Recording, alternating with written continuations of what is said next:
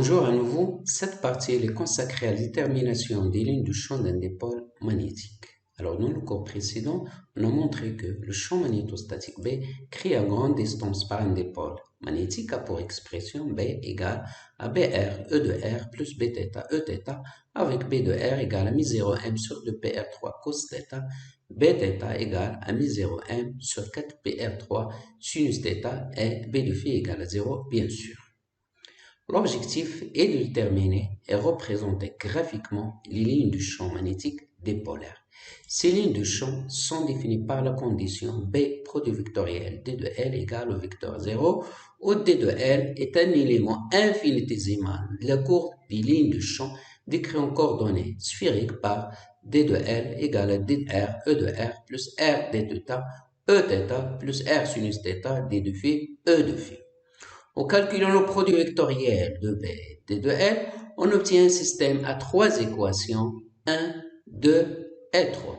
Les équations 1 et 2, elles donnent D de phi égale à 0, encore phi égale à une constante. Cela veut dire que les lignes de champ magnétique sont situées dans le plan méridien défini par la variable phi égale à une constante, c'est-à-dire dans les plans verticaux contenant le vecteur moment magnétique. À partir de l'équation 3, les lignes de champ magnétique obéissent à l'équation différentielle dr sur br qui est égale à r dθ sur bθ. En reportant les expressions de br et bθ dans cette égalité, on obtient dr sur r égale à 2 cos θ sur sinus θ fois dθ, ou encore 2 fois la dérivée de sinus θ sur sinus de θ. Donc, en intégrant de deux côtés, en posant t égale à sinus θ, on obtient l'intégrale de dr sur r est égale à 2 fois l'intégrale de dt sur t. Alors, ce qui donne log de r est égal à 2 log de t plus c égale à aussi à log de t carré plus c, où c est une constante d'intégration. Alors, en posant c égale à log de r0, avec r0 une constante qui est positive, on obtient log de r égale à log de t carré plus log de r0, ou encore log de r0 fois t carré. Par identification, on obtient r égale à r0 t carré. En remplaçant t par sinus de θ, on obtient finalement que r égale à r0 sinus carré de θ. C'est l'équation polaire aux lignes du champ pour un dipôle magnétique. Alors, passons au traçage des lignes de champ dipolaire. Alors, comme vous le savez, une ligne de champ magnétique est définie par un ensemble de points tels que le champ magnétique est tangent en chaque point. Comme l'indique l'équation en ligne de champ magnétique, chaque point de la ligne de champ magnétique est décrit par les variables R et θ. Alors, sur ce tableau, on représente les coordonnées des différents points de la ligne de champ magnétique pour un angle θ variant entre 0 et pi. Alors, comme on l'a déjà signalé, le champ magnétique est défini dans le plan méridien représenté par la variable phi égale à une constante. Ici, c'est le plan vertical Y, OZ contenant le vecteur moment magnétique. Alors, par conséquent, les lignes de champ seront également représentées dans ce même plan. Soit un point de la ligne de champ magnétique définie par les variables R et θ, Oθ et l'angle entre l'axe OZ et le vecteur O de M. Pour θ égale à 0, on a R égale à R0, ce qui correspond au centre de dipôle. θ égale à pi sur 2, R égale à R0. θ égale à pi sur 6, on a R égale à R0 sur 4, c'est-à-dire on divise cette distance par 4.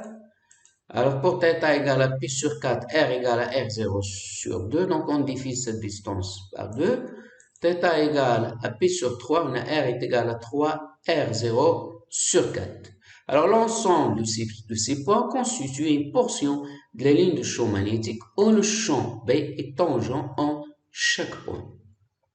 Alors, en poursuivant le même raisonnement que dans le cas précédent, en faisant varier θ de P sur 2 à P, on obtient une portion de la ligne de champ de même forme, mais antisymétrique par rapport au plan horizontal X, Y, plan de dipôle.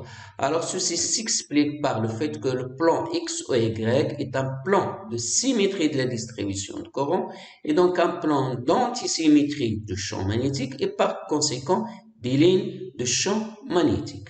Alors, plus précisément, si on prend un point M' symétrique de M par rapport au plan XY, le champ magnétique B, vérifiez la relation B' égale à moins la symétrie de B par rapport au plan OXY.